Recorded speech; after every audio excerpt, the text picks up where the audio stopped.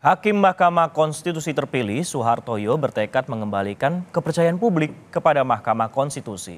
Usai kisru konflik kepentingan yang ditimbulkan Anwar Usman, kini publik menanti kinerja Soehartojo mengembalikan marwah salah satu lembaga tinggi negara ini di hadapan publik. Hakim Konstitusi Soehartojo terpilih melalui musyawarah mufakat yang dilakukan para hakim konstitusi dalam rapat pleno tertutup di Gedung MK Jakarta. Setelah terpilih, Soehartojo bertekad mengembalikan kepercayaan publik kepada Mahkamah Konstitusi. Ia menegaskan salah satu tugasnya adalah mengembalikan kepercayaan publik pada Mahkamah Konstitusi.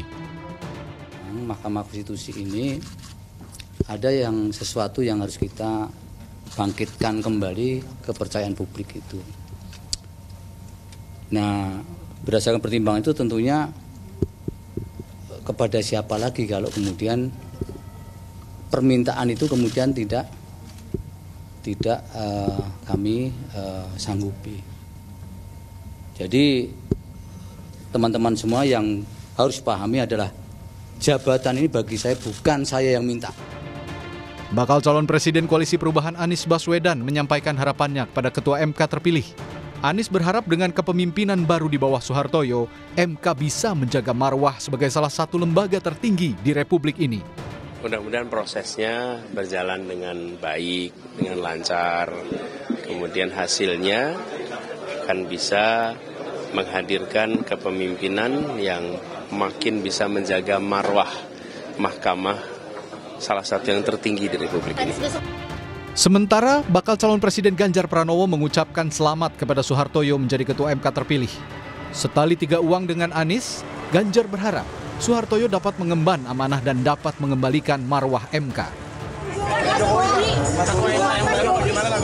Selamat bekerja, mudah-mudahan bisa membawa marwah MK kembali seperti semula. Menko Polhukam Mahfud MD menyambut positif terpilihnya Soehartojo sebagai Ketua Mahkamah Konstitusi. Mahfud mengaku mengenal Soehartojo kala sama-sama berkuliah di Fakultas Hukum UII Yogyakarta. Mahfud berharap Soehartojo tidak terkontaminasi dan bisa memperbaiki citra Mahkamah Konstitusi. Baik, alhamdulillah berarti putusan MK itu sudah dilaksanakan sesuai dengan amarnya. Bahwa dalam waktu 2x24 jam, Wakil Ketua MK yaitu Saldi Isra harus memimpin rapat pemilihan Ketua MK yang baru. Saya kenal Soehartojo itu sebagai teman sekolah saya satu kelas ketika kuliah program S1 Fakultas Hukum UII Yogyakarta. Satu angkatan, satu kelas, satu kelompok belajar juga. Sehingga saya berharap dia tetap baik-baik seperti yang dulu lah. Ketika bermain-main dengan saya ketika di kampus. Sampai saat ini sih rasanya teman saya ini masih bisa diharapkan. Mudah-mudahan tidak terkontaminasi. Penggantian Ketua Mahkamah Konstitusi dilakukan setelah Anwar Usman diberhentikan sebagai Ketua MK karena terbukti melakukan pelanggaran etik berat. Tak hanya diberhentikan dari jabatan sebagai Ketua MK, kini ipar Presiden Jokowi ini dilaporkan ke Ombudsman Republik Indonesia. Anwar dilaporkan soal dugaan adanya maladministrasi dalam memutus kepala daerah yang memiliki batas usia Capres-Cawapres di bawah 40 tahun. Proses persidangan Majelis Kehormatan Mahkamah Konstitusi kemarin tidak adanya mekanisme untuk banding dan tidak membentuk majelis kehormatan banding untuk mengantisipasi kemungkinan putusan MK dibanding oleh pihak yang dirugikan.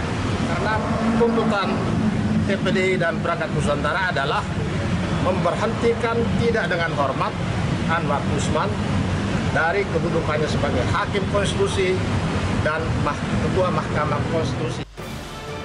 Materi perkara yang sebelumnya diputus oleh mantan Ketua MK, Anwar Usman dinilai memberikan karpet merah bagi keponakannya, yakni Gibran Rakabuming Raka, maju sebagai bakal calon wakil presiden di Pilpres 2024. Tim Liputan, Kompas TV.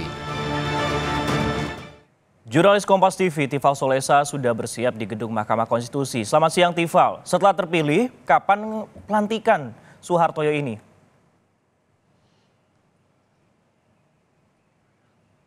Dijadwalkan pelantikan terhadap Soehartoyo sebagai Ketua Mahkamah Konstitusi akan berlangsung Senin pekan depan pada 13 November 2023. Hal itu juga sudah diterangkan oleh Wakil Ketua Mahkamah Konstitusi Saldi Isra selepas rapat permusyawaratan hakim memutuskan siapa nama Ketua MK pengganti Anwar Usman pada Kamis 9 November 2023 lalu. Lebih detailnya lagi waktu itu Saldi menerangkan juga proses dari penetapan nama Soehartoyo sampai akhirnya ditentukan atau ditetapkan secara musyawarah mufakat ini sebagai Ketua Mahkamah Konstitusi untuk periode berikutnya begitu. Lewat musyawarah yang berlangsung di lantai 16 gedung utama Mahkamah Konstitusi, persisnya di ruang rapat permusyawaratan hakim, 7 hakim yang berada di lingkup Mahkamah Konstitusi ini memutuskan 2 nama teratas, yakni nama Soehartoyo dan Saldi Isra waktu itu. Namun pada akhirnya sudah ditetapkan 2 nama teratas dari 7 hakim konstitusi yang lain ini memilih untuk kepada kedua nama tersebut untuk berdiskusi lebih lanjut siapa yang akan ditunjuk berikutnya menjadi ketua dan wakil ketua, sampai pada akhirnya nama Soehartoyo selepas diputus oleh 2 nama ini, Soehartoyo pribadi dan juga Saldi Isra, ditunjuk sebagai ketua terpilih Mahkamah Konstitusi Republik Indonesia, dan itu juga ikut disepakati atau disetujui oleh 7 hakim yang lainnya. Perlu dipahami bahwa total hakim yang berada di lingkungan Mahkamah Konstitusi ini totalnya ada 9 orang.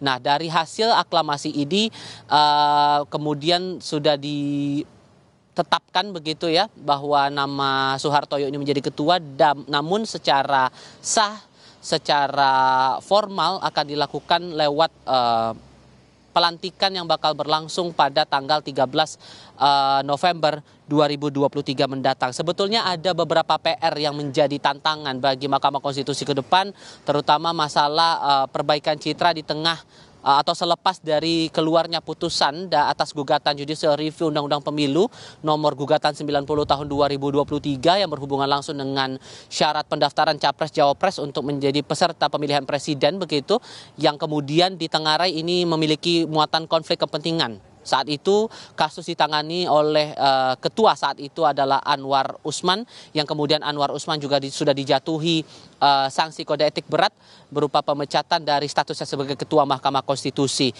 Itu yang menjadi PR besar, walaupun kemudian Soehartoyo kepada wartawan belum mau memberikan penjelasan detail apa langkah-langkah detail ke depannya setelah kemudian ia ditunjuk begitu secara aklamasi oleh hakim konstitusi lain sebagai pengganti Anwar Usman secara kelembagaan di MKRI. Namun ia bisa menyebutkan, kalau saya kutip pernyataannya, bahwa sekira MK ada yang tidak baik kita akan perbaiki bersama. Itu juga disampaikan atau nada yang sama juga disampaikan oleh Wakil Ketua terpilih Mahkamah Konstitusi Saldi Isra. Tentu ini yang bakal menarik untuk dicermati langkah lanjut apa yang bakal ditempuh oleh Soehartoyo sebagai Ketua terpilih dari Mahkamah Konstitusi yang baru ini. Sisko. Tentunya bersama memang kita cermati, Tifal dan juga saudara, dan juga nanti memang Senin pada pekan depan 13 November ini pelantikan akan dilakukan. Nah, masih soal ataupun juga seputar Mahkamah Konstitusi, Tifal, kita mengetahui ada pelaporan Anwar Usman ke Ombudsman. Apakah sudah ada kemudian tanggapan mungkin dari Anwar ataupun juga MK terkait pelaporan ini, Tifal?